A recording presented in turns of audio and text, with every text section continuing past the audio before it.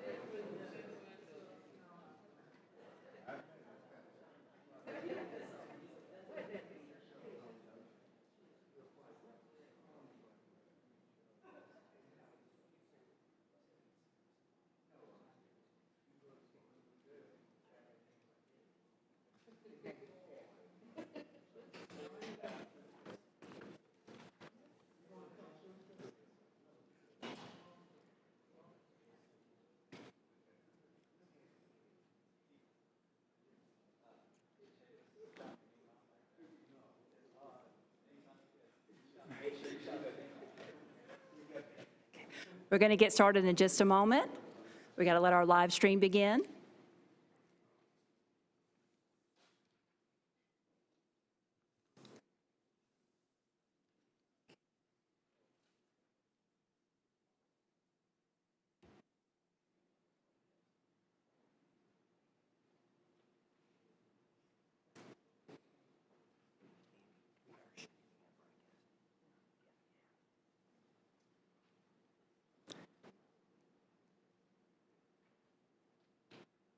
We have just a few in the back. We're going to let them come on in.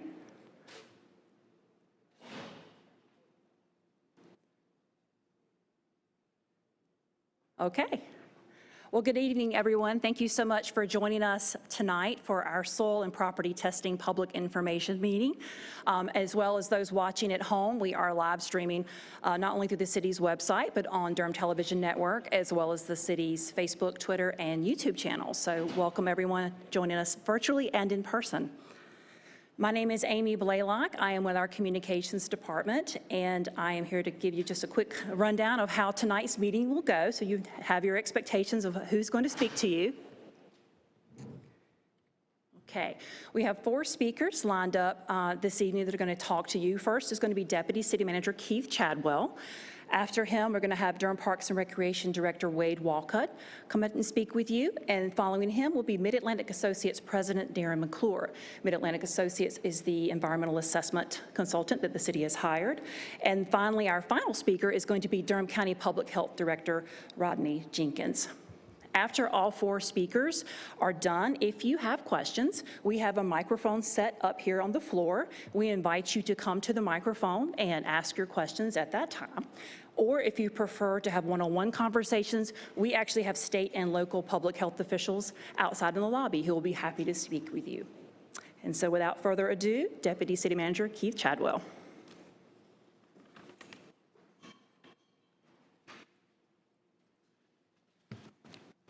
Thank you, Ms. Blalock. Good evening, everyone. These are a lot more fun when we come together to revel in fun and enjoyment and all those kinds of things, but we are here on an extremely serious matter tonight and want everyone who's gathered with us here today, and for those who view us on stream, to understand how seriously we're taking this particular topic of the circumstances involving challenges that have been identified in some of our parks. So I want to make an opening statement to kind of frame the sharing of information that we're going to bring this evening for you and see if we can move forward and be a resource for everyone to understand what the city is doing and why it's doing it. So on June 1st of this year, the city manager's office received from a community organization an email link to the results of a research study that was conducted by a Duke University graduate student that concluded that concerning levels of lead was found in Walltown, East End, and East Durham parks. The premise of the research was that in Durham's history, solid waste was managed in major part through burning in incinerators at 4 locations that eventually became park when the practice of incineration was terminated. So the parks, these particular 4 parks, were sampled in this research. And a 4th park, Lion Park, was named because it had an incineration, but it was not tested in the research. A 5th location, now Northgate Park, had incinerated ash dumped into the field and used as development field as a piece of vacant land became a park. And so the premise of the research goes that it's likely that all of this over the years has caused the creation of compromised soils, and thus the research was begun. Now, upon receiving this in the city manager's office, the reaction was immediately to share this information with our parks and recreation staff, and also our risk operations staff to begin reviewing the results in order to determine quickly and responsibly the appropriate actions to take. Our motivations were very simple, but fervent. The parks are vital to our livability and enjoyment indexes. Safety of the public and safety for our employees is paramount. We sought to understand the research results.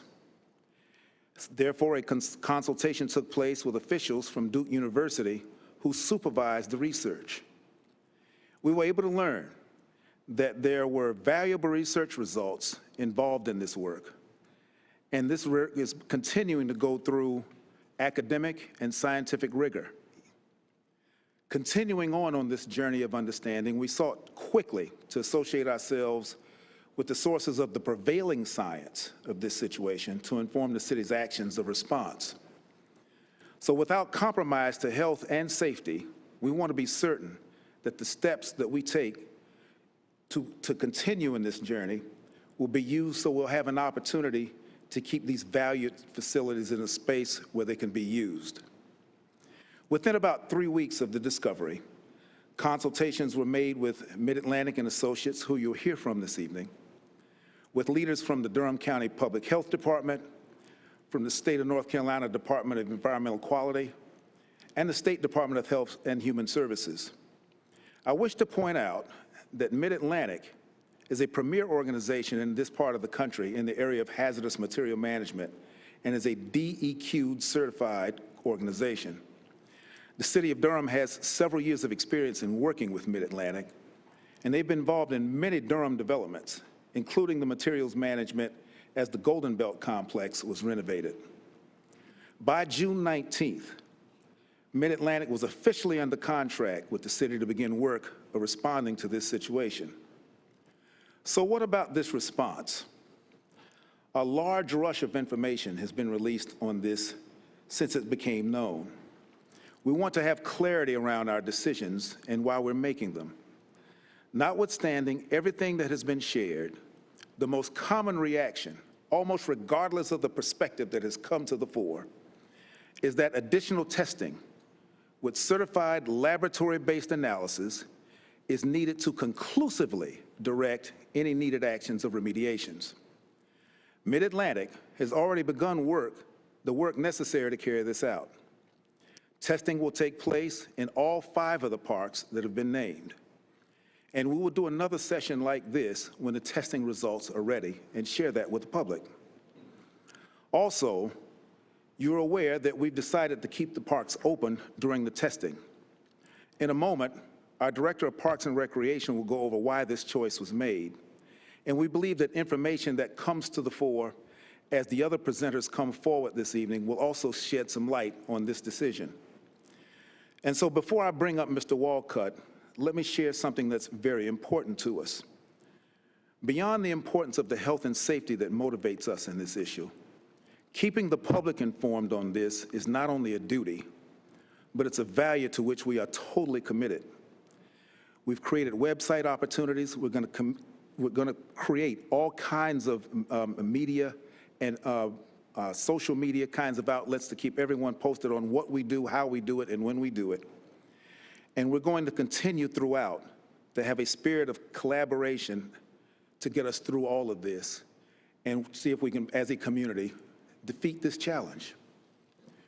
With that, I'd like to ask Mr. Wade Walcutt, the Director of Park and Recreation, to come forward. Thank you. Thank you, Mr. Chadwell. Good evening, everyone. Wade Walcutt with Parks and Recreation Department. Just to emphasize a few things that Keith mentioned, of course, that it's the safety of our residents, the safety of all of our employees, and the safety of all our visitors is paramount. And also to emphasize this point, the second 2 priorities are communication and transparency. So upon receiving this information, like Deputy City Manager Chadwell had mentioned earlier, we began talking to all the subject matter experts and also public health officials to make sure all 3 of those priorities can happen. The decision to keep the parks open was not done in a silo or done just by the city, but is upon consultation from all of those officials, subject matter experts and public health officials. One of the most consistent themes that were running through all these conversations had been that we need to build upon the science that the Duke student report had provided so far. There wasn't enough data right now to make any good decisions. So through subject matter experts and public health officials' advisement, there was not a need to close any of these parks. What we also provided tonight, and it's also available out the hallway here in our project website, is taking the maps that the Duke student produced and doing an overlay with the actual imagery of these areas. And so when we look at these together and we look with our subject matter experts and public health officials and understanding it's not just because they're traffic-wise, they're not necessarily high traffic areas, but they're also in the areas that are not programmed. But those aren't the main reasons that we're keeping parks open. It's consultation between these subject matter experts and public health officials have indicated there is not a reason to close these parks. We need to build upon that data that I mentioned earlier. As Deputy City Manager Chadwell also mentioned, we will be in continuing conversation and communication with the public. Any details that are developed, we will put on this public website, and we'll have that up here available for you to see that location.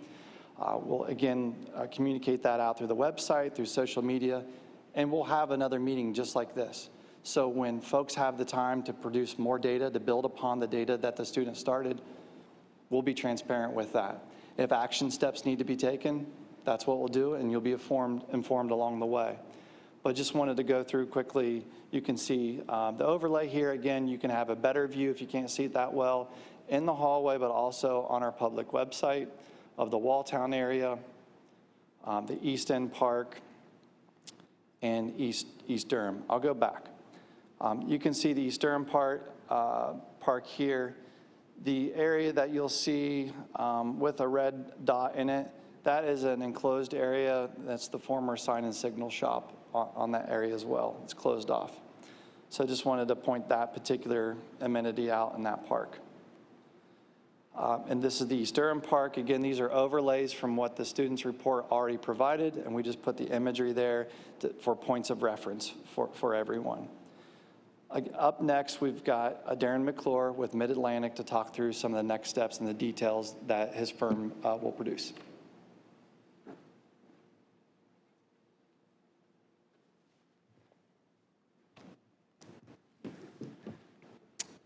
Thank you, Wade. We appreciate the opportunity to come present to the city and your residents and concerned citizens. As they mentioned, my name is Darin McClure. I'm president and principal engineer at Mid-Atlantic Associates. We are an environmental consulting and engineering firm. We were founded in 1993, so we've been around a while. And our core services include helping in situations like this where you're trying to assess issues that have to deal with potential environmental contamination and figuring out ways to mitigate and/or remediate those so that you keep folks safe.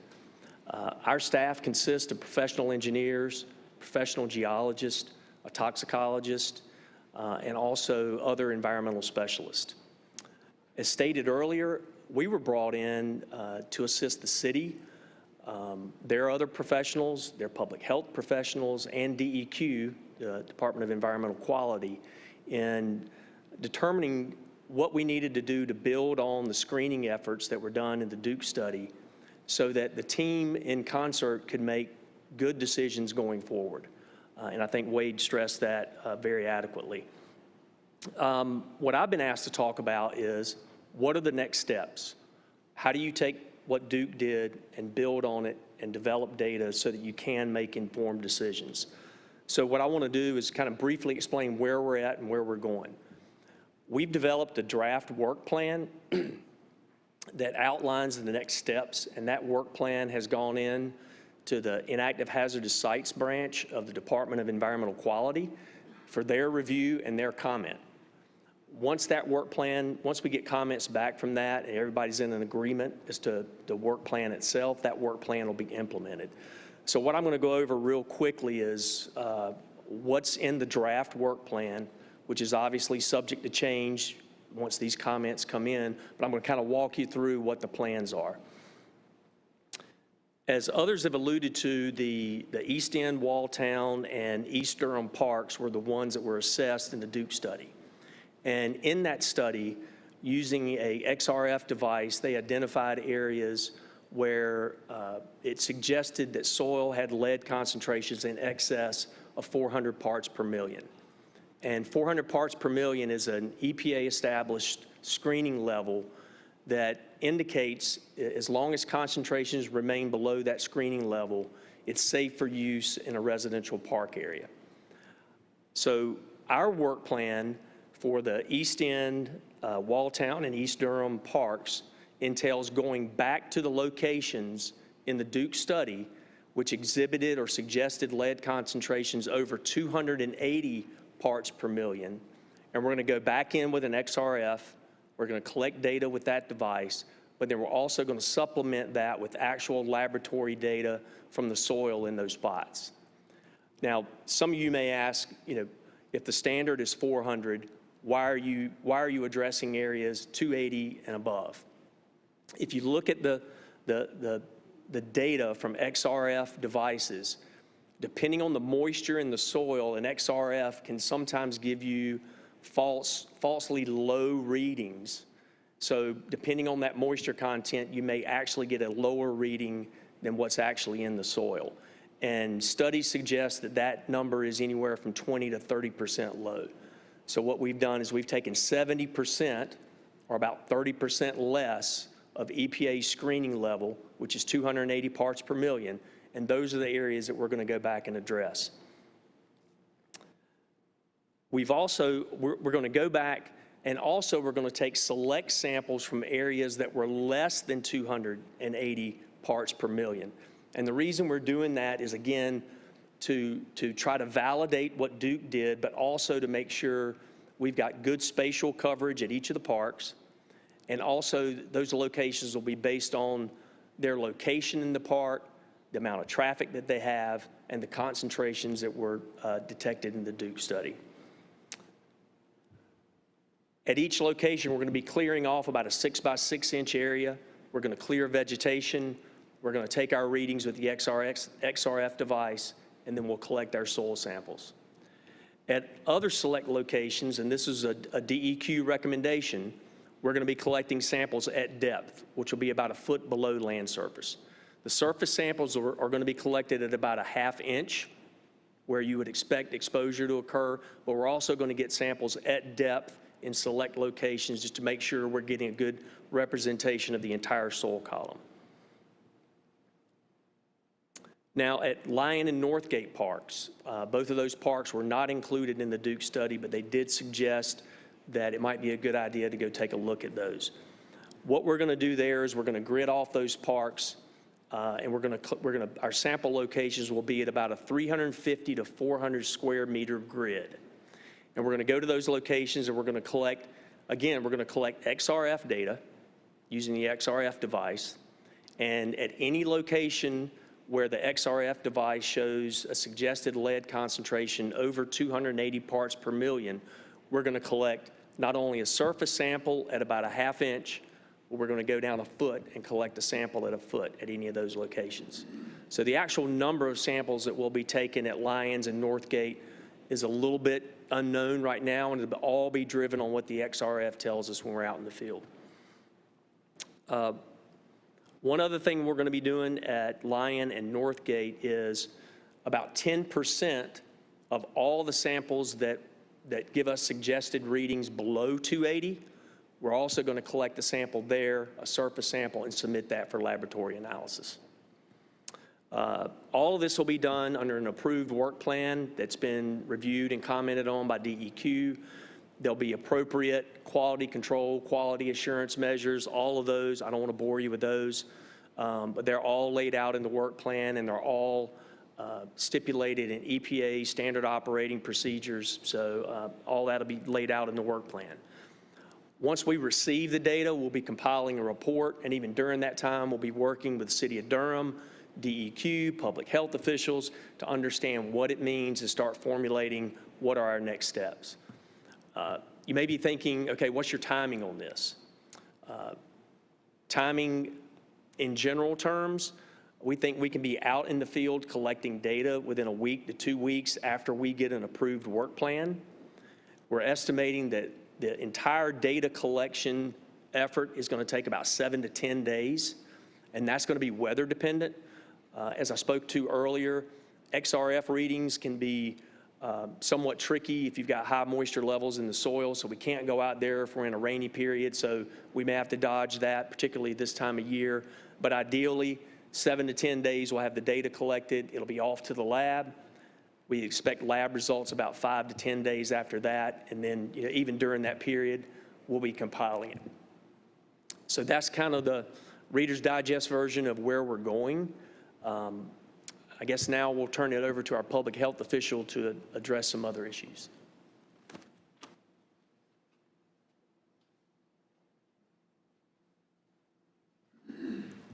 Thank you, Darin, and good evening. Again, my name is Rod Jenkins. I'm the Public Health Director for Durham County Department of Public Health, and I wish to express that my team and I have been interfacing with the City of Durham for weeks since becoming aware of this serious situation. The safety, health, and well-being of our community members is paramount to the work that we do in public health. Our role continues to be to educate, assist, and advise. I'm also delighted that our subject matter experts from the North Carolina Department of Environmental Quality have also been active and at the table assisting with information for our city officials. We will continue to provide public health information to city officials, but again, we don't recommend that we get ahead of the assessment that has been expertly commissioned by the City of Durham. Simply stated, and as many have already said, we simply do not have current and relevant data to recommend action at this time. Our public health activities when it comes to lead are governed by general statutes and administrative codes. One of our primary responsibilities is to regulate blood lead level in children. With me this evening, I know she wasn't indicated on the agenda, but with me this evening is our lead specialist, Ms. Chelsea Wooten, who will very briefly share current activities as it relates to lead monitoring and our approach to lead and lead investigations. Chelsea.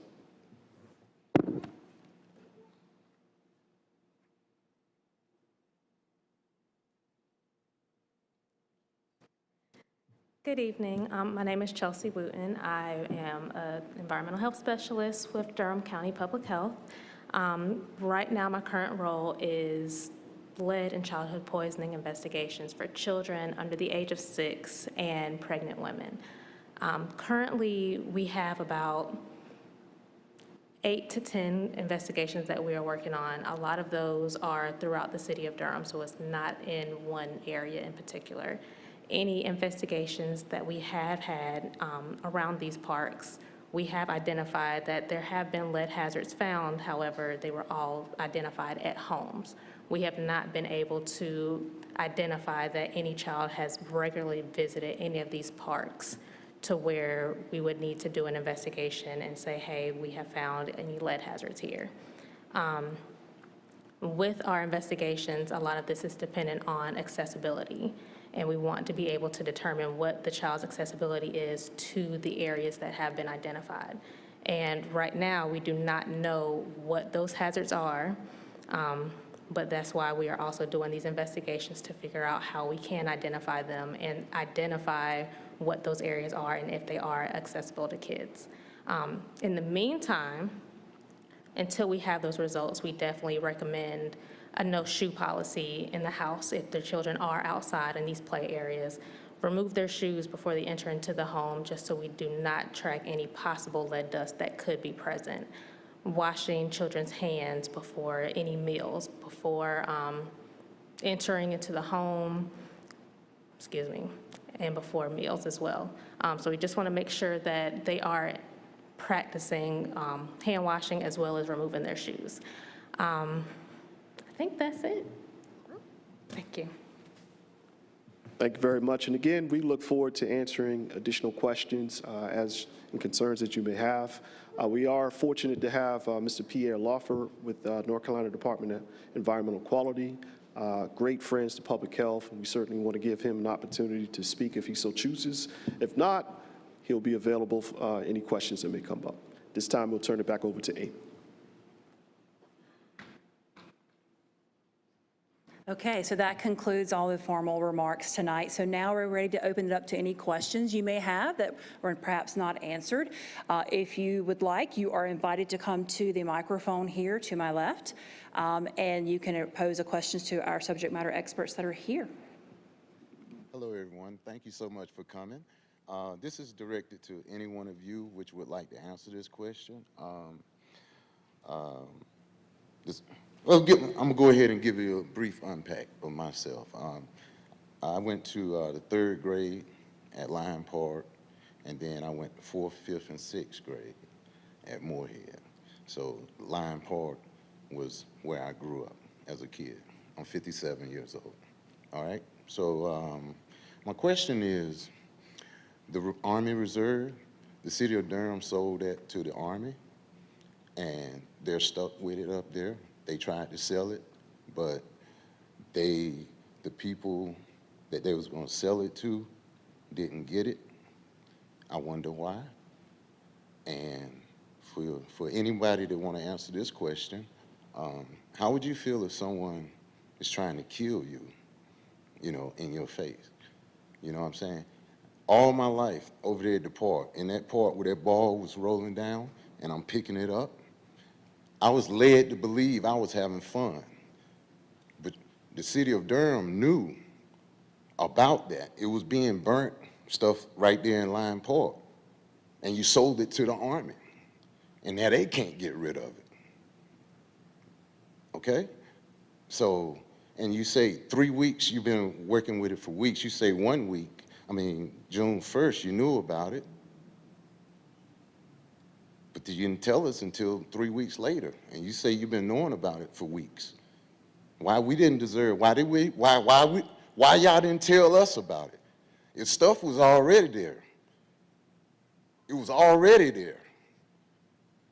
As a kid, all those times down there playing at the park, at the creek where the ball run down there.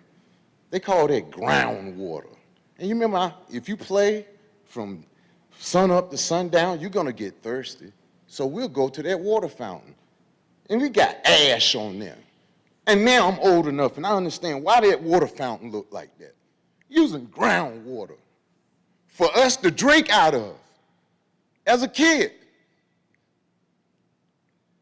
I am disappointed, I am ashamed. Shame on the city of Durham, shame on everybody for putting us through that. What about the people that live over there on Carroll Street, the West End? What about the time when the water was brown? I remember that. Water coming out, you couldn't even drink the water, you had to boil it. What about that?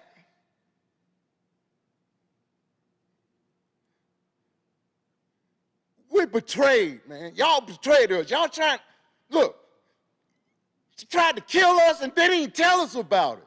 You knew it. The Army can't even get rid of the thing. Durham sold it to the Army, and now the Army can't get rid of it. They stuck with it. Why? But now, Bimby, y'all gonna put us over there in Bimby. Got that creek going on. Any park in Durham, I played at. I'm a playground legend, okay? Anywhere, Whippoorwill, it doesn't matter. Walltown, all those places, man, I played at. And each time I played, I got thirsty. And when I got thirsty, I drank from this funny-looking water spout with blue, white ash on it.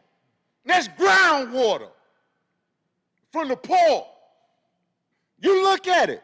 You look at the Army up there. They got trees with roots. The specialists, okay. You got the roots. Them trees ain't got no roots. They still up there. Why they still up there? And ain't no soil there. You can't tell me if you go and dig and then you break that, it's a concrete thing. I did research on that. It was there. Concrete thing. You can't break that thing because why? Because that gas is up under there. Y'all ain't gonna do that. And who told you to open it? That's y'all saying about these subject matters and all that stuff, and based on, who are the people? You said based on who told you to keep it open? We don't know. Okay, my time up, but I'm gonna say this though. All right? I read where at my age, you're not gonna find lead in your blood. That's for the kids and stuff like that. At my age, you're gonna find it in my bones. Okay? Okay, I done been thawed through it, so whatever. It's just saturated in my bones so much. Remember one time they were doing bone marrows? Maybe that was why they were doing it a long time ago. I don't know. Something looked strange to them. It was like, oh, I gotta do a bone marrow. Oh, wait, where would it get? It got out my hip. Drew out of that. So I don't know. I got marks right here. I don't know. But nah, that's me venting. If y'all want to say something, you can. If you don't, you don't have to. But if you think for 1 second that I'm just gonna be like, oh man, now that's it, and you're intellectually bankrupt, okay? You're intellectually bankrupt. You're gonna come up here and say all this and everything like that. What about Durham already knew? They knew. You came into the job. You didn't look and see about the soils or the parks before you took the job? mean, feel free to say something. I'm like you. I'm like you. I'm like you. I'm like you. We have been lied on. And I mean lied on. Very much lied on. I'm a Durhamite, born and raised here. Okay? So you can't tell me about Durham, y'all newcomers, because you do not want to listen. One thing about this, some of you white folks do not want to listen to us black folks and don't want us to have words to let you know exactly what's been going on when y'all take these jobs. And none of them can tell me, I haven't told them. Chief Chadwell went on a tour with me. I talked to him about that area, East End Park. Wade went with me. I talked to Wade about that East End Park, all them parks. So they can't tell you that I did not do or let them know that I knew about those parks. Because if they do, they're telling you a lie. And all this stuff that they're going to try to bring up now is a bunch of baloney for us to accept. I'm black. I was born here. I was raised over there at East End Park. I went around to help get that park up as a child, trying to get our community, our parents and stuff over there to start that park. Now you got these new people coming here, will not listen to us. You know why? They so good at being administrative folks. They ain't got time to come out in the community and talk to the people like they should and bring back the information like they should. They want to make decisions just like they made the decision to keep these parks open. They didn't come out and talk to the community. They made the decision. They're the experts. But we the ones that walks in there, play in there, or do everything. But we are not cared about. If within those 3 weeks, tell me to Wade come out there, to Chadwell, or any other rest of y'all, come out there in those communities and talk to those people about this. No, but you're getting paid. Every last one of you getting paid. And then you're going to tell me you're going to give us only 3 weeks to get this up and running. You go get experts. Well, let me tell you something. The expert is already here in Durham. All y'all had to do is get off in y'all behind and come out there and talk to us. You won't have to be paying him the amount of money you pay him. Because we can tell you. We lived through it. And we're still here, some of us, to truly tell you about it. Ask him if he's going to come out there and talk to us. He ain't going to have time for that. Ask him, is he going to come out there and get his staff, like her, to come out there and talk to us? They ain't got time. That's not their part of their job duty. See, this is the problem. All these administrative persons, who's in the field talking to the people that's suffering from this? Who? And why not? You got the city manager to ask her why she's not getting them out there within those 3 weeks. Huh? Going around talking to these people. Letting these people that's not here tonight or not looking at the TV knows what's going on. That's too good. Huh? That's not in their administrative job to do this. But we have to suffer the consequences. And our taxes keep raising up for the wrong that they do. Now, how are you going to take some money out of Wade for the mess that's been done? How are you going to take some money out of Chadwell for the waste that's been done? How are you going to decrease the city manager for the waste she allowed? You ain't saying nothing about that. See, this is what we ain't saying. But we have to suffer. And in our suffering, especially us blacks that grew up around there, y'all white folks that sit in these positions do not care. Okay? I know Chadwell just got this position. We talked about that. Okay? I know that Park East End up and down from the beginning to the end. I know East Durham Park, east to the end. I ran in those areas. I played in those creeks. I know about those creeks. I didn't know how those creeks could affect our body as a child. But is she going out there explaining to these parents? Now, that's not in her job description.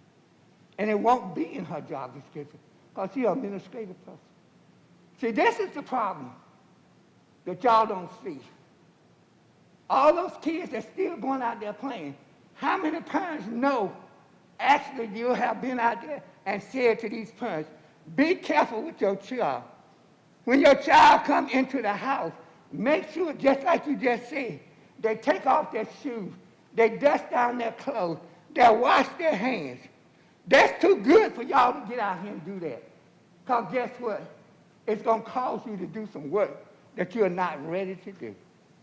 But you're ready to pay him, and pay her to come back and tell us some lies. Okay? So it's time for the bull crap to come on. Wade already got a position standing up telling me what they want to build over there at East End Park.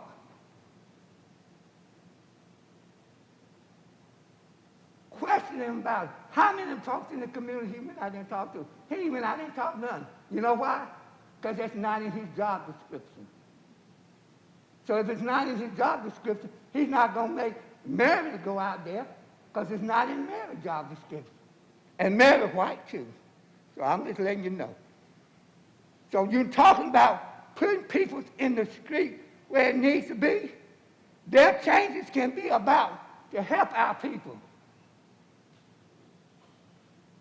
Our people need help.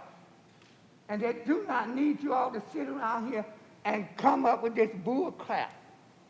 We need you to be serious about what's going on about this problem. Because this is nothing that's new to me. It may be new to some of the rest of y'all. But tell me, Chadwell fever didn't come from that playing out there in that water, in those creeks. Tell me some of the other things that could have happened while we was out there playing in the creeks that we was not informed or even let be known about. Why? It's because there's no interest. But the people that want to be interested, y'all want to say, we are troublemakers. Well, I'm going to be your troublemaker. I'm going to stay your troublemaker. Because you know why? You asked for that job. I didn't. I volunteered my time. So nobody can say the city of Durham is paying me not one blessed penny.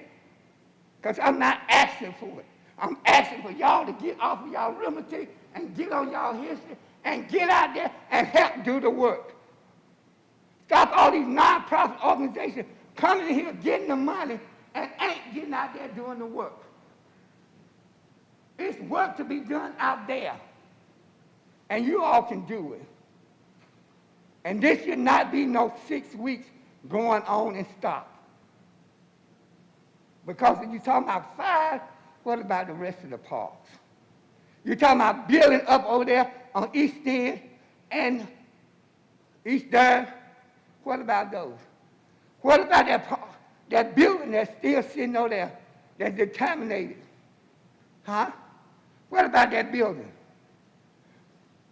I, along with many others, helped to get that building up. And the city let it run down and be contaminated. And y'all, I asked this question. I asked it to Chadwell. I asked it to one. Why did y'all take the children equipment to play on and move them over there by that building? Huh? Do you care? I care because I asked the question. Ask me, have I got an answer about it yet? Those parks, that playground over there, should have never been put over there by that building. But it was. Who made the decision? We black folks in the community didn't, because you didn't let us know. We wasn't supposed to know. We didn't have opportunity to speak on it. We don't have the professionalism, and we didn't go to school enough to get the education. But guess what? We lived through it. We can answer any question that man can answer. I can answer any question. Some of that technology question I may not answer. And I can take you out there and show you. I'm not afraid. I don't have nothing to hide because I lived there. I grew up there. And I'm not afraid to go back there. But some of y'all who have never lived in Durham and just moved here to Durham, oh, we don't need to do this no more. We want to pass this by, just like they're going to try to pass this by too, and say it's going to be okay. We're going to get the East End Park up and running with a swimming pool that's a slide. We don't care nothing about that lead. We're going to test that little area we want this at. We're going to test that little area we want that at. And then we're going to come back and tell you, oh, yes, we got the right to put it there to please us, to tease with our mind, and show us who really the boss. You can be boss by making the money, but you can't be boss when you get out there and work with true people, because they'll let you know where you stand. And that's why some of you scared to go out there, because you know the people's out there just like me. They will let you know, and they are not afraid to scare. So get up off of your arithmetic and on your history and do some lead work out there. Before you build anything, Chadwell, before you build anything at those two parks, let us know everything, not something, everything. Don't be afraid. Let us know everything. Don't sneak up and say, oh, just like this. Oh, we made the decision. Ain't that what it said? Ain't that what they said at the meeting? We made the decision of why they couldn't, you can't have this. Ain't that what they said at our last meeting? They made the decision. Y'all made the decision.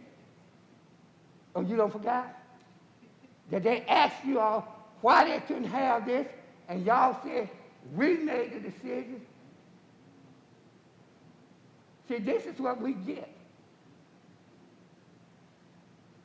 4 white folks made the decision for all of us to tell us what we can't get and come and tell us in the meeting, no, y'all can't get there, and we're supposed to accept it. And don't say nothing about it. Our day is coming each and every day, because guess what? There's a more higher and powerful God that y'all serve that's above all of us. And he's bringing out all of this because guess what? He knows that some of y'all crooked and conniving folks are treating the poor and downhearted folks in despair because you want to gain your knowledge. And I'm not one. And get a matter. Will you make sure they keep us every time they have a meeting, whether it's with an open meeting or not, you allow us to come in these meetings because we need to be in these meetings. We need to hear what's going on. Stop having these solo meetings and then come back and tell us what y'all was going to do and want us to agree and accept it. And don't bring you all the information that you need to be. Because half of you got back is not half the truth they should be.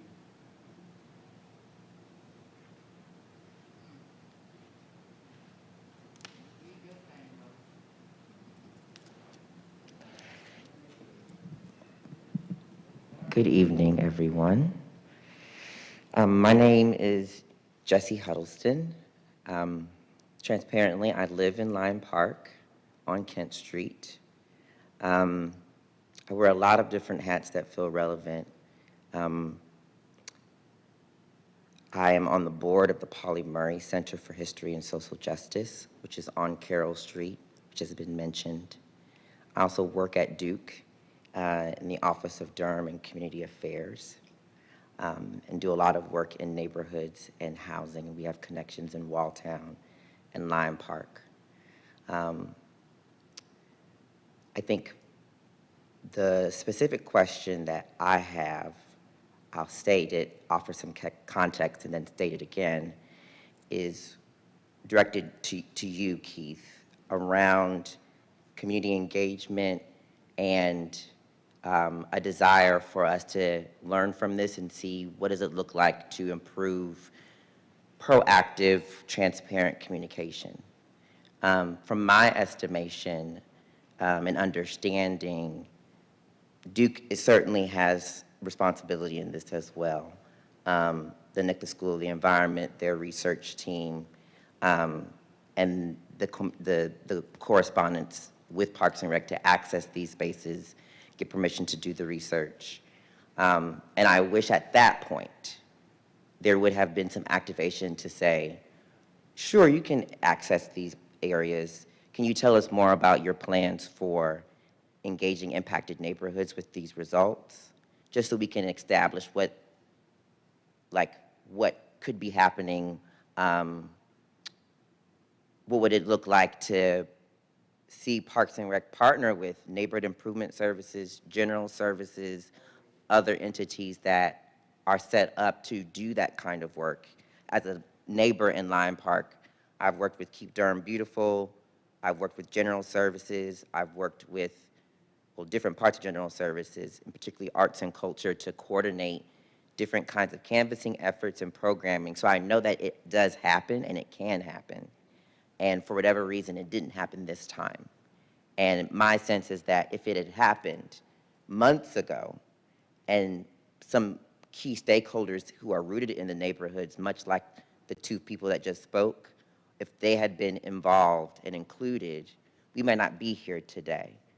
Because the impacts of environmental racism are real. They're not going anywhere. We all inherit that. And we have to work together to figure out the solutions.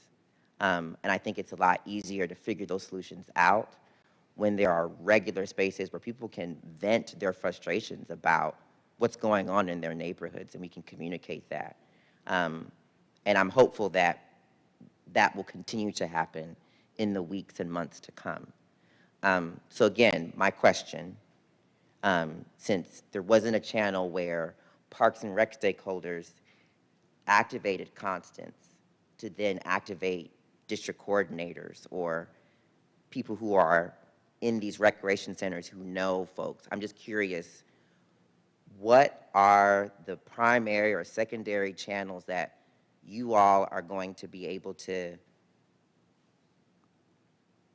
resource, activate, make sure folks are trained and ready and able to improve some of the communication? Because I think action is great, and I'm glad that y'all are here and taking action. Thank you for being here. It's not nothing. And I'm curious what it will look like to continue more proactive kinds of communication with impacted neighborhoods. The more that happens, I imagine we'll be able to do more together. So can you share anything about that y'all are figuring out? Thank you. Thank you for the question and the opportunity. Yes, so let me start simply with this, as if you'll allow me a brief genesis as it relates to this issue, because the kinds of things that have come forward represent things that we did not know either. And my reference around the 3-week piece is the nature of what we're dealing with does require an incontrovertible opportunity to understand factual kinds of things based on science that we can rely upon. And all we've done is put upon the waters the opportunity for that factual kind of gathering. It is a part of our commitment that as we go forward, all the tools that you talk about through the departments that we have with those kinds of engagements, our opportunity to remediate this problem isn't going to sneak up on anyone. We're going to have to let you know. We're going to have to let you know from a factual standpoint and from the science standpoint on how that gets remediated. We need to give you an opportunity to understand that and react to it, and to inform us of certain kinds of things that may be related to historic uses, which is another variable, I think, that we consider when you design an opportunity to design exactly what's there and causing the problem. And in this particular case, because of the nature of what we have, we didn't hesitate to proceed to factually get a foundation under which we can then be impactful as we engage. It is our duty, in addition to engaging, to be educative so that we have a factual basis with which to communicate with each other, not to dictate with you, okay? And that's our commitment. Thank you. A brief response to that, and then I'll make space for others. I very much appreciate the commitment to being educational, transparent, informative with the facts that you have. I think that there is also an importance in being in relationship. And it's okay in a relationship to say, I don't know yet, right? I think what feels at best challenging, at worst I'll say negligent, is when there is a sense that at some point there were decisions made, there were opportunities where somebody knew, someone gave Duke access to these spaces. And I recognize we're all surviving the pandemic, a lot is going on. I'm not trying to come for nobody's jobs, that's not my spirit. And what would it look like, again, to have these channels in place so we're not having to react to an escalated incident, but if there are activated channels where people are regularly in communication with neighbors, with folks who are trusted, who can help get the word out. Word of mouth is powerful. And I just wondered that, like, something that is a bit more proactive and transparent and open, even if the information isn't all figured out, because these issues are complicated. I think that goes a long way into building and maintaining the trust. And when people find out about something on the back end, it pokes holes in that bag of trust. And so I hope that we'll continue sitting with the different measures that we can take, both in response to this incident with the facts, and in the future moving forward, where it may not even be an issue, but there's still plenty of opportunities to leverage the information you have, the resources you have, the relationships you have in the neighborhoods where we know environmental racism, the impacts of that will show forth. It meant a lot that Keep Durham Beautiful reached out to us to say, hey, we've done this research. Your neighborhood doesn't have trees like some of these other neighborhoods do. So your neighborhoods get hotter, people are more likely to pass out, and we planted trees. We went door to door and made sure folks knew it was happening, and it went a long way, I think, to improving some of the perception that the city doesn't care. So I hope more of that kind of energy can be activated so that we don't see another instance like this in the future. Because in my mind, I think, I won't say this could have been prevented, but I think this energy would feel different if some of those channels of communication were activated a little sooner and a little more proactively. Thank you.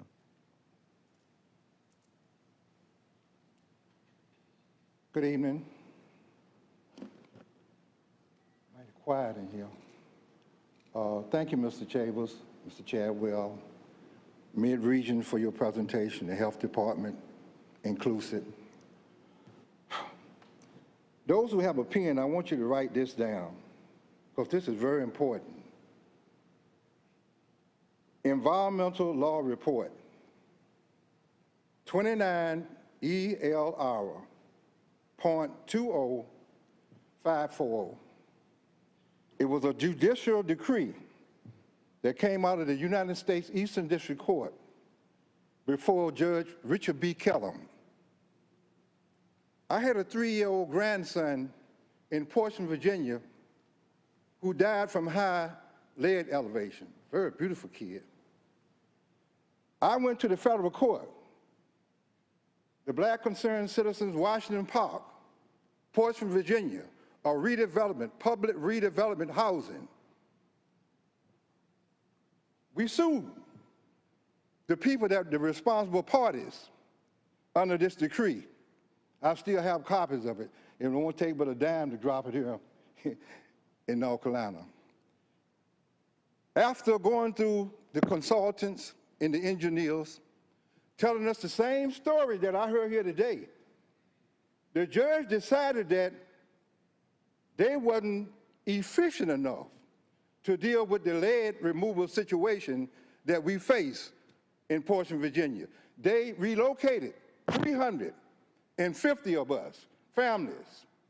They found housing for us because we found out, the courts found out that lead is a carcinogen. It travels, it moves in underground currents. And there is nothing you can do if you find a hot spot. They can tell you in the remedial study process, if you find a hot spot in the land, you can cover it up with asphalt. But that doesn't get rid of the lead because this is a moving, migrating chemical element. I read this soil property testing underway study here. What is being left out is the environmental impact that it already has on us. We done lost many people right here in Durham due to lead because someone didn't see fit to investigate, not through the state, because the state covered things up when they come in and do a remedial study.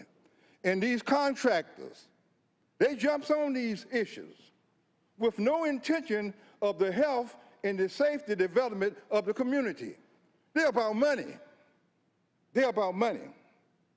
Lead is a carcinogen.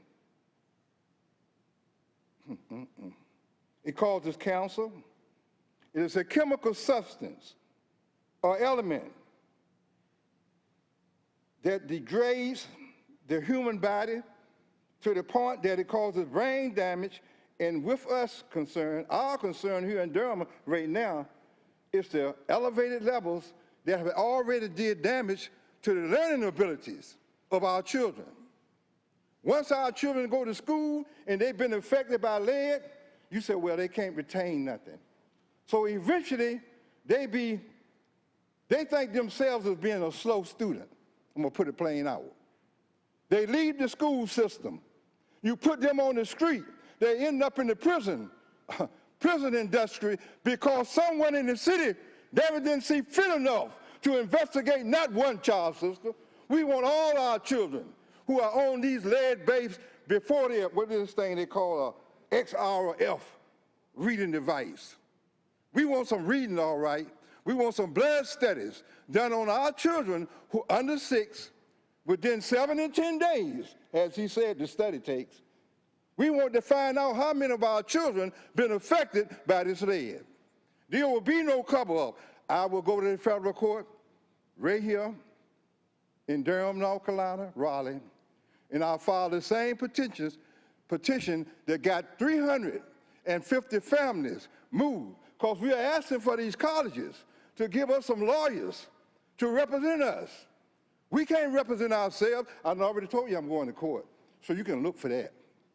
You can look for that. My word is my bond. Health department, you better clean it up. Don't come to me talking about you didn't study 8 of our children.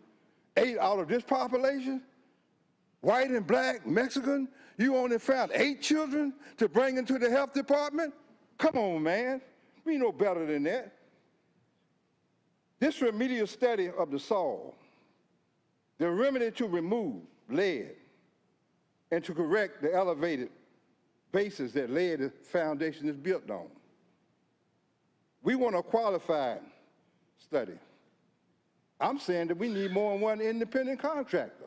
We got enough money to paint the streets in Durham, different colors. We should have enough money to get those engineers from other parties. We just can't take no one opinion. We need a study of them.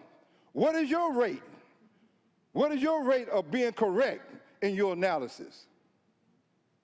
Nobody got quiet, didn't you? The two brothers ahead of me laid the foundation with their passion. I'm very upset because I lost a grandson. Dealing with some of these same people. They came in, they found the hot spots, like I'm quite sure some of them in these lakes and parks around here. They found the hot spots, they covered them up. As I talk to you today, if you call Portsmouth, Virginia, Washington Park, lead studies, they will tell you today, on the 29th, that the lead fight that we started in 1985 is still in Portsmouth. Not no 7 and 10 days. I'm talking about from 85 to 2023. They are still finding lead in those spots that these remedial engineers, environmental specialists came in. Y'all got to wake up, study for yourself. I gave you the law review to read. Go home and read that law review. Environmental Impact Study, Environmental Law Report, 29 ELR 20540. I keep repeating that. Do your independent study. So when they come before you within 7 or 10 days, watch how they try to manipulate and cover up your question. The brother asked a very important question. We didn't have no community engagement. We didn't know nothing about this until they jumped off from Duke. But there are some people in the soil and water property departments in Durham, they knew about it as well as I do. I'm not no expert, but I'm a victim. I'm a plaintiff in the case Washington Park versus Abex Corporation in the city of Portsmouth. Google it up. Rafiq Zaidi, RAFIQ, ZAIDI, Washington Park, president of the Black Concerned Citizens, filed a lawsuit, and we were successful. So I'm telling you, before you think about building some new parks, you better straighten up the ones you got. And I'm gonna leave you with this notice. Mid-Atlantic Associates,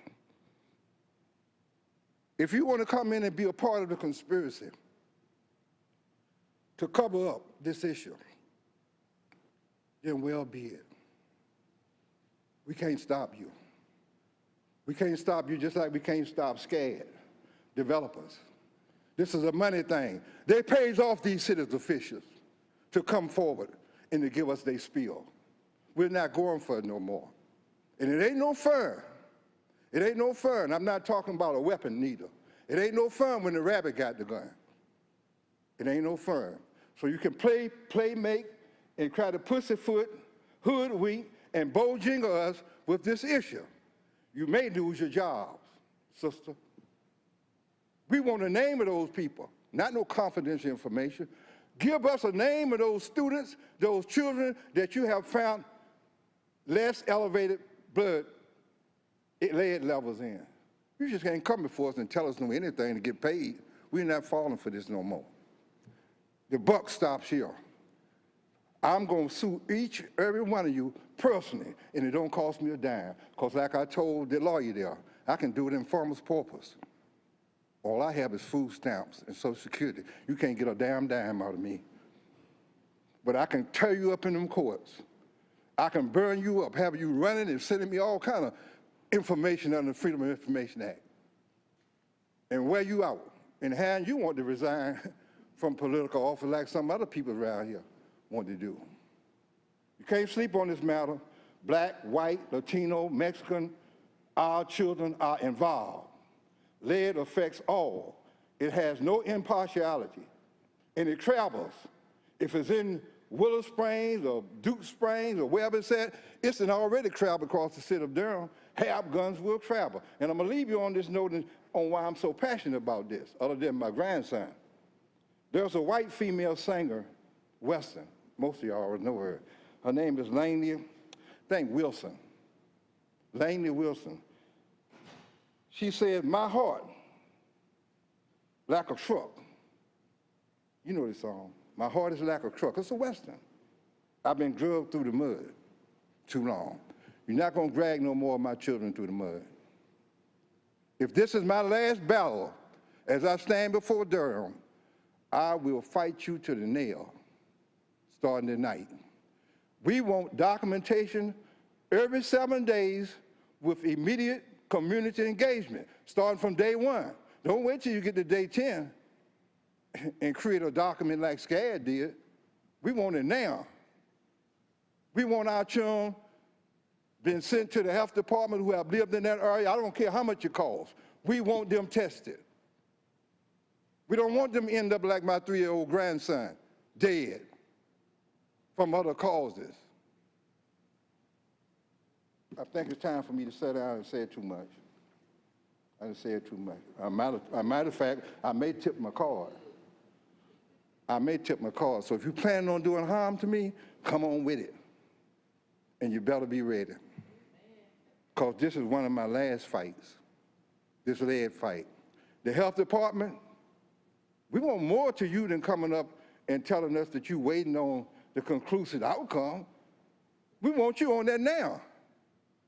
We ain't talking about no waiting on our children in school. They got to go to the play parks during the summer and school is out. And we don't know what kind of dirt they're pulling on. They got to wash their clothes. I found out through the course of when we was there that the clothes that I was wearing in that environment, putting these same clothes in the wash machine with my mother's clothes, my grandmother's clothes, and the children's clothes, transferring lead. This thing ain't no play toy. It's lead. It's a killer. It's a slow killer as that. When you find your children in school dropping their retention, their reading levels start dropping, they got a problem. They got a problem. Community engagement starts now. May God bless you with the light of understanding as I leave before you. Peace.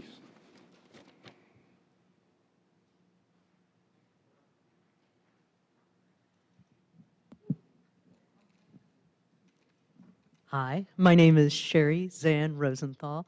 I want to hold up one of the things that Mr. Zadie said, and I want to ask, is lead testing for children in the areas surrounding these parks and who may have played in the parks, is that lead testing provided for free to our kids?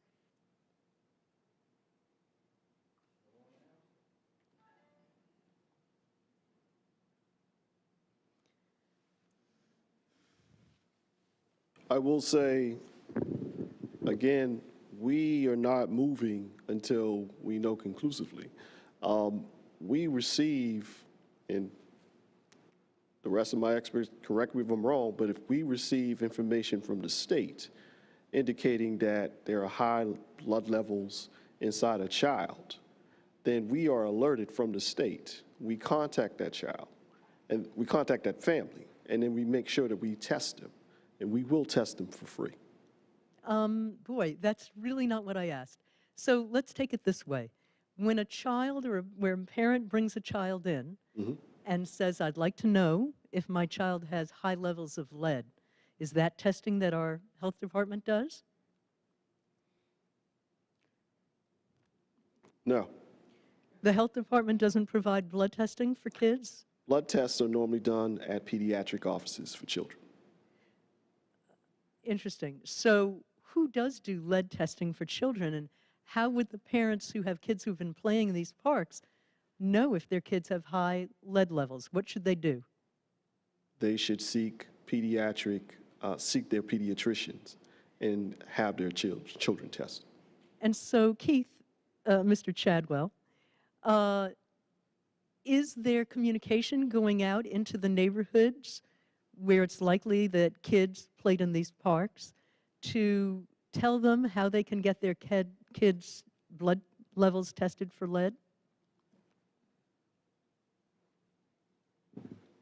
Whatever the facts are associated with any medical responses and assessments and all those kinds of things will be provided as we factually have it, and we will share it without any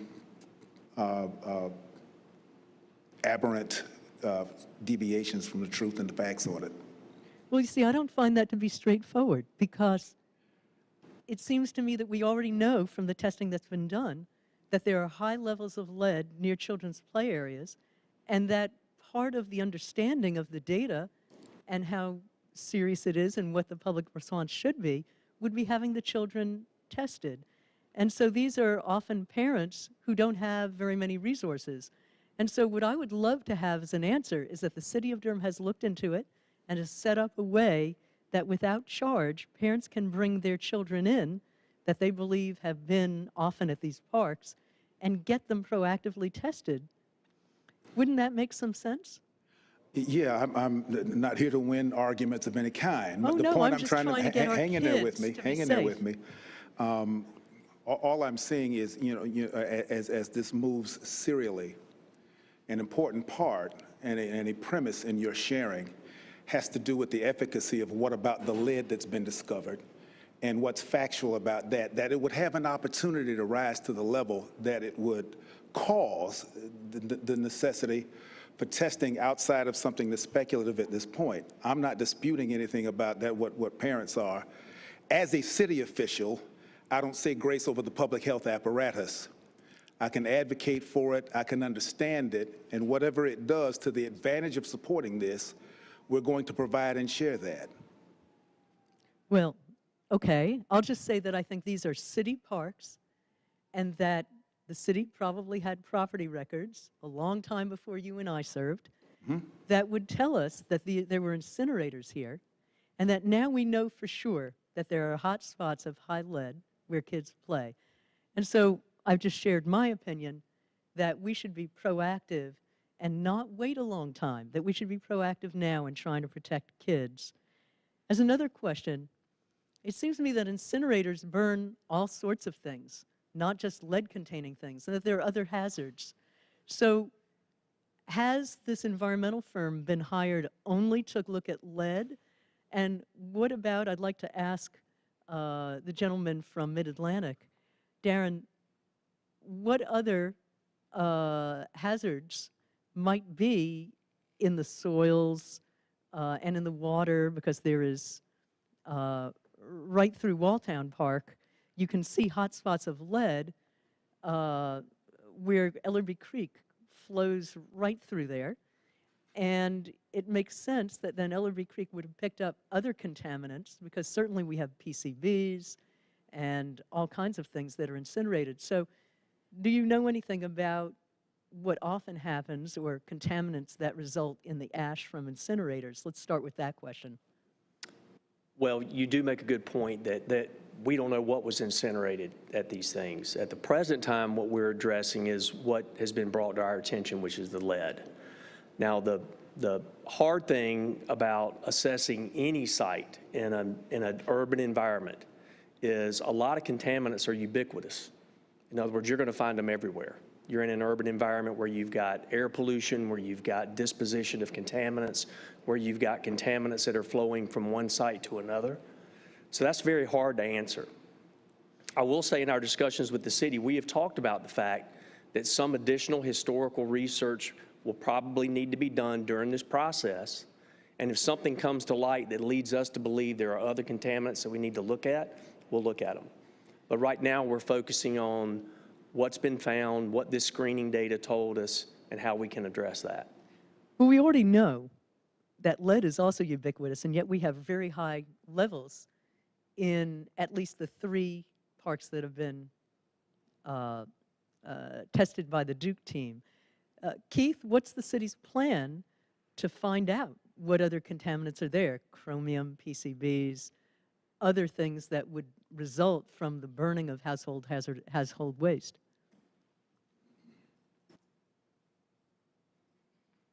You're asking about a plan to do a general hazardous material kind of thing. It is not purely formed yet, as from a triage perspective. We know that this is immediate and we have to deal with that. Part of my answer to that, as we have a contemplation of that, is what he has suggested. There are, in these kinds of assessment, things that might bring forth facts and indications that will inform a necessity to move forward on that. Some of the factual kinds of things that we have to understand that it may be indicative of those kinds of things would be a part of it. This experience as he talked about additional research and all those kinds of things, that's the first thing we're going to have to do, and we're going to continue with environmental specialists to see what's going on with that. I don't know fully, as the man said about it, saying I don't know fully the history around the efficacy of what happens with all aspects of this incineration. There's a lot of information on it. All of it we don't know yet. And so we have to spend time to deal with that to figure out how we respond in a fashion that's not totally speculative all the time, and deal with an opportunity to have it be safe. In urban environments, we're challenged all the time to use places that don't have absolute purity with respect to things that might be a hazard. And we want to make sure that in our opportunity to use these kinds of things, that we can take what those opportunities and circumstances might be, and that they don't transliterate into risk. And so we're in that space right now. Okay, so I'm just going to say what I think, that when you said, as facts come to light, we will investigate, I think there is some burden on the city at this point to know that it is likely that a whole host of, at that point we didn't have separate hazardous waste. There was a lot of hazardous stuff that was put into the general waste stream. And it's very likely that we had bunches of hazardous things that were incinerated and part of that ash. And so I think knowing that, the city should have sooner rather than later, as soon as possible, a plan to do some broader testing to look at the most usual suspects and come up with some of that knowledge in order for more specific data to be discovered, that it has to be an active thing and not a passive thing now that we know. And I hope that makes sense. It does, and you make a good point on how inartful my statement might have been and construed. And I'm not here having an exchange that's in disagreement with your point. I'm saying, as was brought forth even by an environmental specialist, the complexity around that causes us to have to do a lot of research with respect to what is the realities around this issue of this incineration and what that means to us. And we'll have to formulate plans based on the knowledge that we acquire. Yes, I think that's great, because I do think we need a plan as soon as possible to make those determinations, and that plan and how it's going to be implemented to discover the broader range of hazards that might have resulted from the incineration at ash be shared with the community. With the creek running right through, I think there's also need for a plan to test and, if necessary, to remediate Ellerby Creek. Because Ellerby Creek flows through Walltown, underneath the parking lot at Northgate, and then surfaces and runs through Northgate Park. And so I think that Mr. Zadie raised a very good point, which is that a lot of whatever is in Walltown Park was also carried by the stream and through the relocated ash to Northgate Park. Why aren't the high part per million areas blocked off or fenced off? And why aren't there signs to inform people and keep them out of these areas right now? Why would there be a downside to trying to keep people out of the highest part per million areas that have already been identified? I don't know that there's a downside. I think that, as been stated, the basis of the utilization is based primarily on how we program it. We don't know that there's a necessity based on our understanding of the data as we have it, that portions where these concentrations are that prolific necessitate a proactive action to keep away from it, as we're not programming it and the areas are not trafficked. Oh, I'm not so sure about that. Have you studied the maps that show that in 2 of the different parks there are picnic shelter areas that are immediately adjacent and part of high part per million areas? Well, again, kids are eating food and rolling around and putting things in their mouth. I certainly appreciate that. I'm at the crossroads of data that I'm getting a lot of information on that intersection. A part of what I receive has to do with those that I work with who program it, who are not ill-intended, suggest that level of usage. So I'm not foreclosed on that, but we don't know that that's a necessity at this point. And the data that we have is emergent research-based opportunities that we're still trying to confirm. So, you know, it is not fait accompli that we have a definition of the problem yet, and we're making decisions accordingly. Well, I don't know.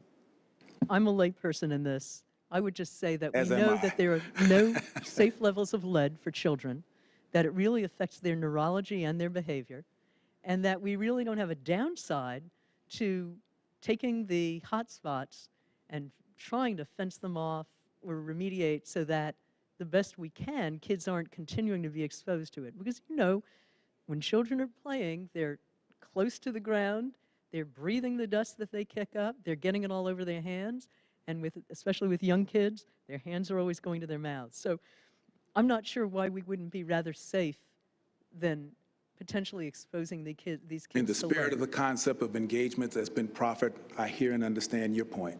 Got it. And it would be usual for the city to give a right of entry or some other document to the researchers before they could go in and do testing. And it would also be usual, I mean, at least when they would come and such a right of entry or some other document giving them the right to go into our parks and test, it would alert somebody on staff that somebody thought there was a need to test and that there were incinerators on this site, and that's why it's of interest to these researchers. And if I had been the person drafting that right of entry, I would have asked about that, and I would have written something into that document asking them to please share their findings. Was there a document like that, and did the city have the findings prior to it being brought to the The city's research attention I've by done to Walcutt? date has not unearthed a level of right of entry of that formality. I think there was conversations about the opportunity. It was a graduate student, and Duke, being a community partner, they were allowed access to certain areas. And so who was that conversation with? I can't identify them. Likely, about what department? Likely at the level of those who manage the parks. Yeah. And a permissiveness was provided and likely granted from the standpoint of such an activity wouldn't interfere with the normal conduct of the Parks and Recreation activity. You're the director of Parks and Rec, Wade. Nice to meet you. Can you answer who in your department provided the right of entry and if there was a conversation about why they would find it of interest to go in and test these parks?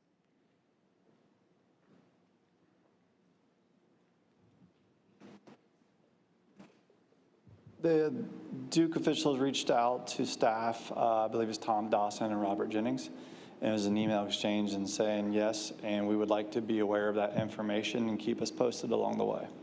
Okay, so the city did have some notice that there was a cause for concern and there was testing going on. Did anybody reach out, or did they get the results of that testing afterwards? We did not. We, like Mr. Chadwell said earlier, we received the report that everyone has available from the student, from the community itself. So there were folks pretty high up in Parks and Rec who knew that there were researchers at Duke who wanted to go into these 3 parks and test because they knew that there had been incinerators there, and that knowledge was within the city, basically one level below your position, correct? Correct. And yet, no one thought that this was pretty significant? That's correct, because studies happen all the time in our parks for various reasons. And what we asked for was to keep us informed along the way and that kind of information, and let us know the results and the findings once that was complete. Okay. I'll just end by saying I find it surprising that there are no city council members here. I think the information we've uncovered tonight is significant, and I find it disappointing. And so my hope is that now we will have a plan to go forward to uncover other likely chromium and other contaminants that are in these parks that can damage kids and other people. that we will move ahead with testing for the most likely suspects and begin to narrow down what the real hazards are.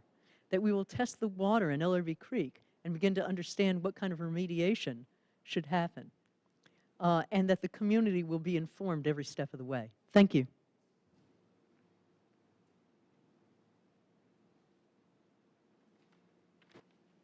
I'm Danielle Doman. I live in Walltown, and I want to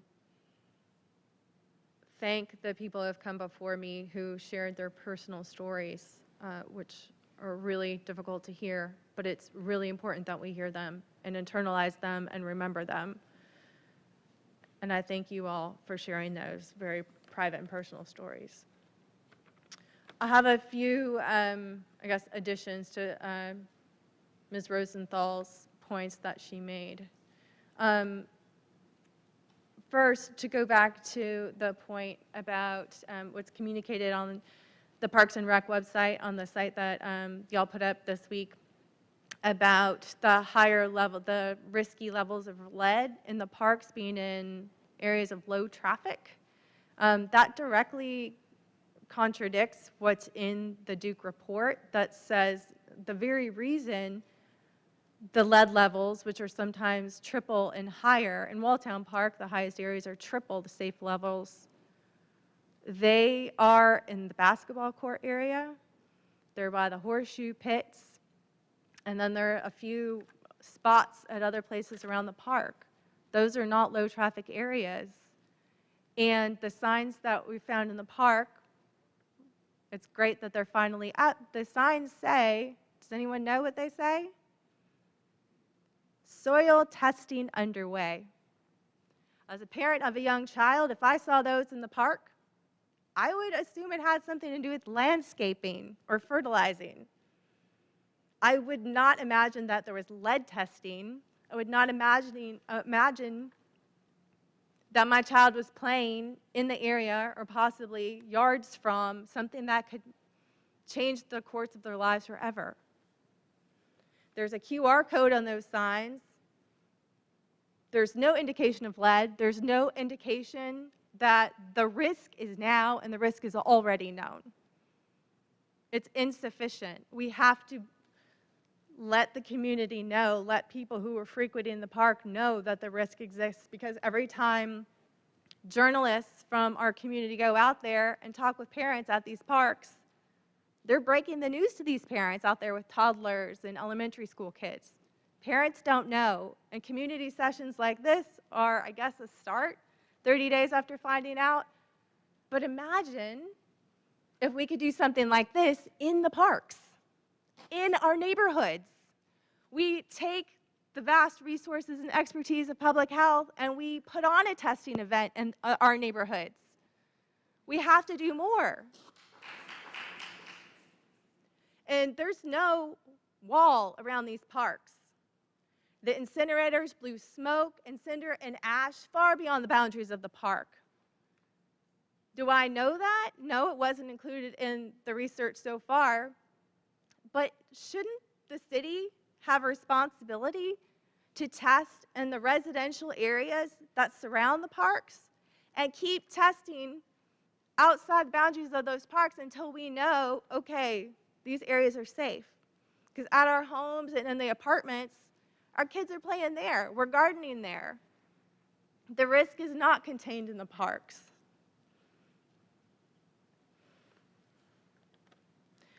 Another concern is that the Duke researchers did not test the playground areas. That's where you'll find the littlest kids, the ones most vulnerable to lead, the ones who have the most to lose. The playground areas were presumed safe because the areas on the perimeter of the playgrounds tested within or under the 400 parts per million. However, an assumption that the playgrounds are safe is not evidence.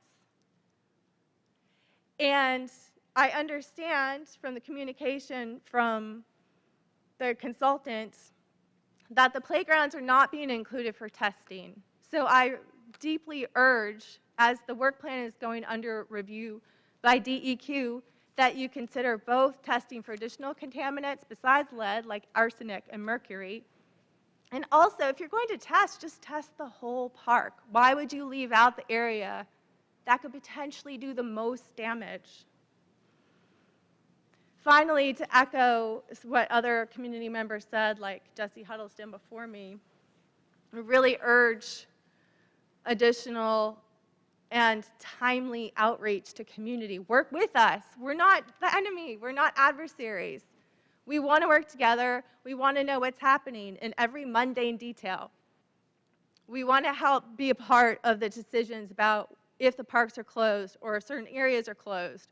Did you test the language on the sign? Do people understand what the signs in the parks mean? Do they know that it's important? Do they know their children's lives are at risk? I did ask a number of questions, and I would really like a response from public health to hear, do you have public education and testing events planned before the results are received? Can we act off of what we know now? There's a risk now. What can be done now to let community members know, not waiting for them to come to the city council chamber or hoping they tune in on YouTube, but what can we do now to let people know that the risk is real?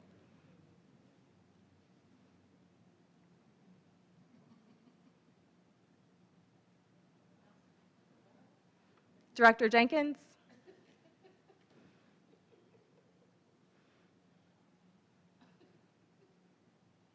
Ma'am, I do apologize. Don't want you to think I was ignoring you. Yes, there is stuff that we can do now.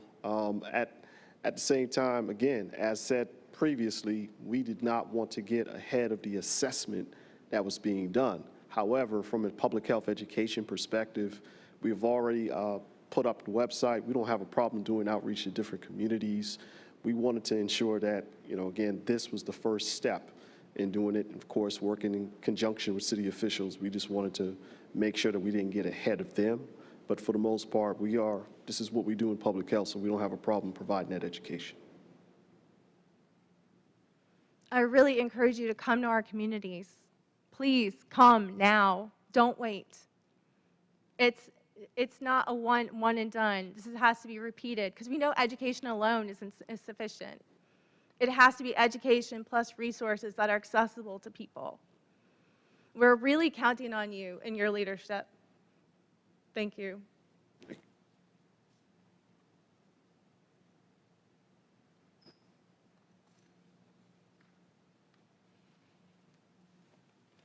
Excuse me, my name is John Dorney. I'm with the Ellerby Creek Watershed Association. I got a quick question for Mr. McClure about the study plan, basically, especially with the comments from the first two speakers and others as well, when their kids playing in the creek, when there were kids playing in the creek. Are you planning to sample the sediment in the creek? Granted, lead can be everywhere, no doubt, but the normal sample regimen, of course, would be to sample above the park in the sediment, through the park, and then below the park to see whether there's lead, whether there's any evidence that there's lead moving into the creek. Or creeks, I should say. There's more than one creek. At this point right now, the work plan does not include any sampling of the sediment in Ellerby Creek. I mean, we can certainly discuss that, whether we want to include that now or maybe at a subsequent point, but right now, no, it doesn't. I understand. I think that's a mistake. Okay. But you get to choose.